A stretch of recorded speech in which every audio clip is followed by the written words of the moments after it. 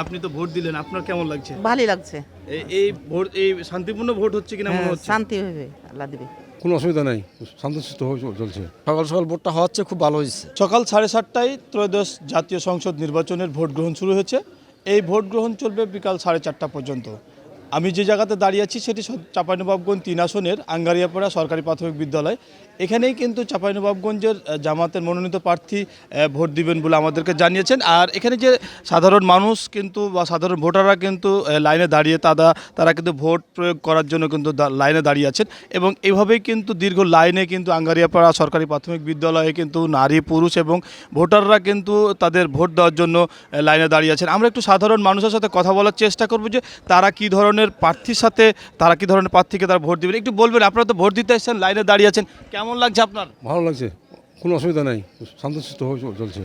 এই যে আপনারা ভোট দিচ্ছেন লাইনে দাঁড়িয়ে একদম সকাল 7:30, আগে তো 8টায় ছিল, এখন যে 7:30 হয়েছে, আপনার কেমন লাগছে এই যে 7:30টায় ভোট দিয়ে? না, 7:30 ভালো লাগছে আর কি, ভালো লাগছে, মানে সকাল সকাল শুরু হয়েছে, ভালো লাগছে। আপনি একটু বলবেন যে আপনিও তো ভোট দিতে আসছেন একদম সকাল সকাল, আপনার কেমন লাগছে? খুব ভালো লাগছে।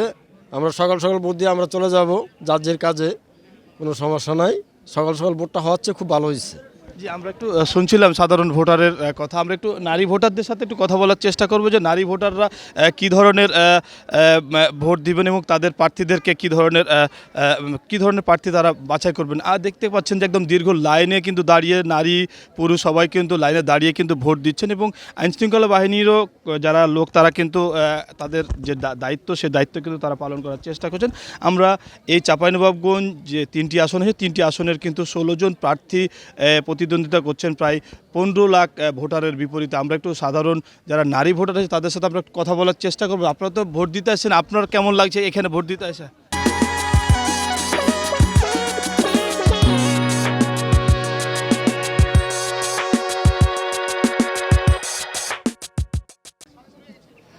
ভালো লাগছে আলহামদুলিল্লাহ। এই যে আপনি যে ভোট দিচ্ছেন লাইনে দাঁড়িয়ে, আগের তুলনায় এবারের অবস্থাটা কেমন একটু বলবেন?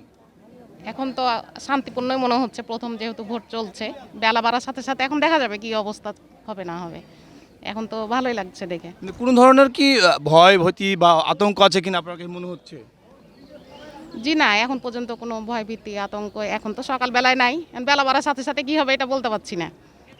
শুনছিলেন যে আসলে সাধারণ যারা ভোটার নারী ভোটার আছেন তারা কিন্তু বলছিলেন যে তারা ভোট দিচ্ছেন বা লাইনে দাঁড়িয়েই কিন্তু ভোট দেওয়ার চেষ্টা করছেন। আমরা একজন ভোটার ভোট দিয়ে বের হচ্ছেন, আমরা একটু তার সাথে কথা বলার চেষ্টা করব যে তিনি কেমন ভোট দিলেন। আপনি তো ভোট দিলেন, আপনার কেমন লাগছে যে ভোট দিয়ে? একটু বলে যাবেন যে আপনি তো ভোট দিলেন, আপনার কেমন লাগছে? ভালোই লাগছে। এই শান্তিপূর্ণ ভোট হচ্ছে কিনা মনে হচ্ছে? শান্তি হবে, আল্লাহ দিবে।